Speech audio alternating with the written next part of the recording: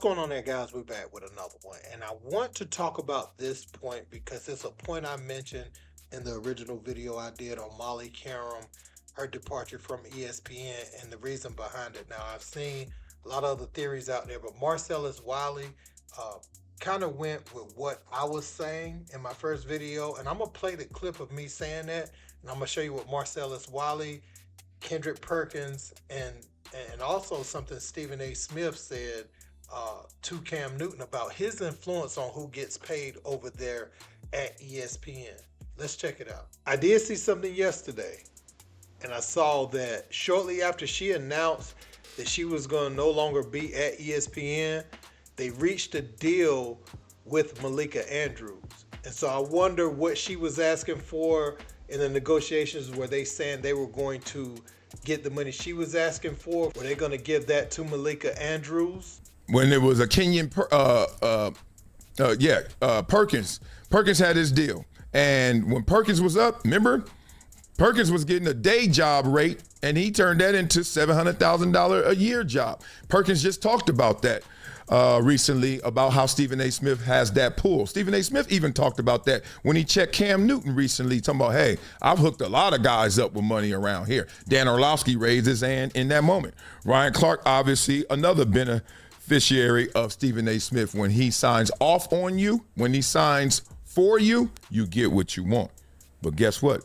There's a flip to it as well. When he doesn't sign off on you, when he doesn't sign for you, you don't get what you want. And that's obviously a Kerry Champion, a Max Kellerman, Shannon Sharp, even because of his relationship with his bosses.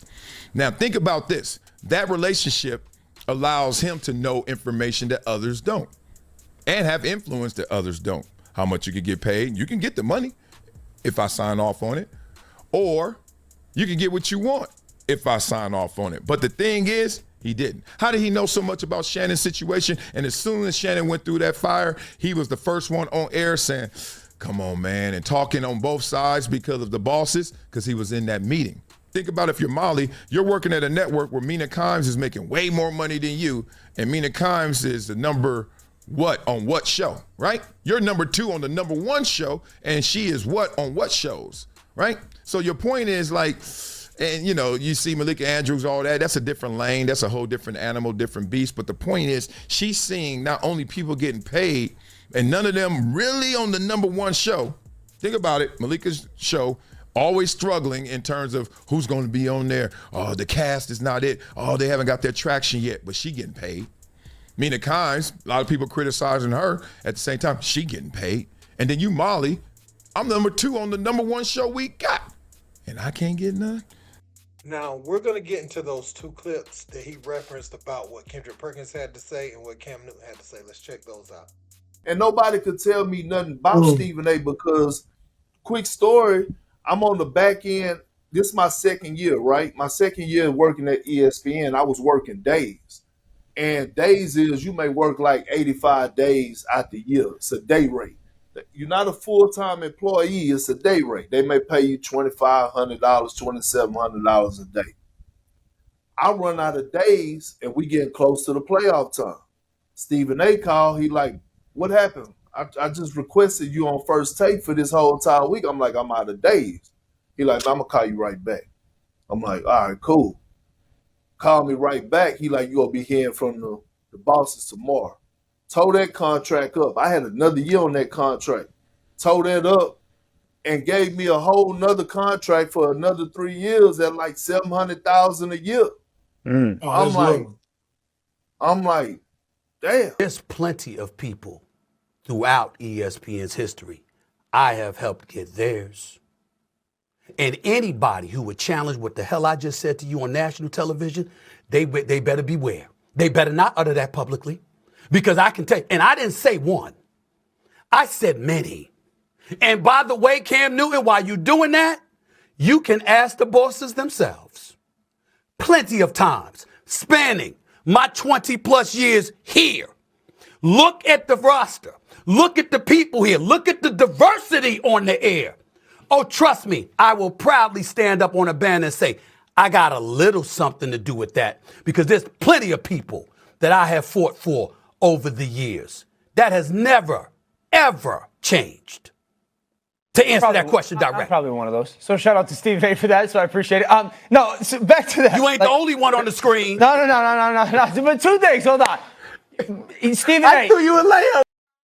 Yeah, man. So Stephen A was feeling himself, but it really stuck out there. The people that Stephen A really wants, he is a negotiating tool for those people. And, you know, him and Molly obviously had some on-screen issues, which you would have with any partner of that amount of time.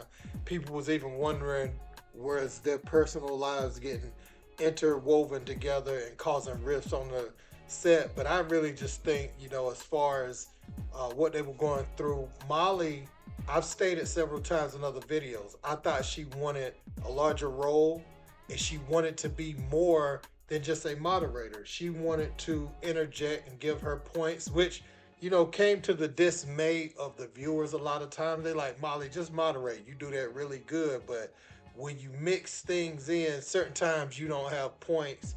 I think about the Daniel Jones thing, and also I think one of them got into it with Ryan Clark over a point he was making about football one time, which it didn't make any sense. So I think she wanted a larger role, but I remember they tried her on that football show many years ago on NFL Network. I remember she was hiking the ball. That whole clip went viral.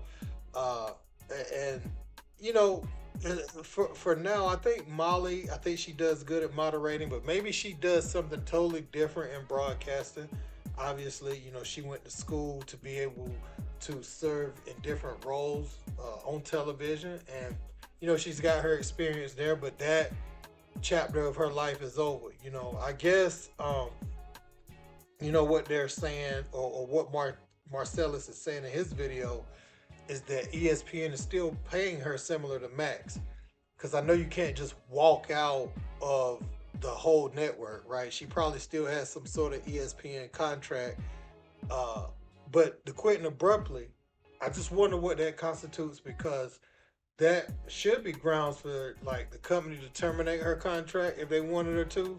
I mean, it ain't like she got a player option, right? Or she don't have a broadcaster option to just not show up when they have a designated time for her to finish, right?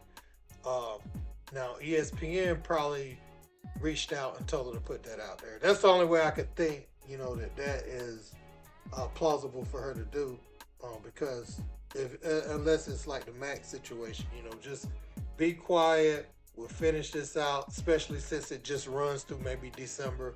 Maybe that's when her contract is up. So I don't know, man.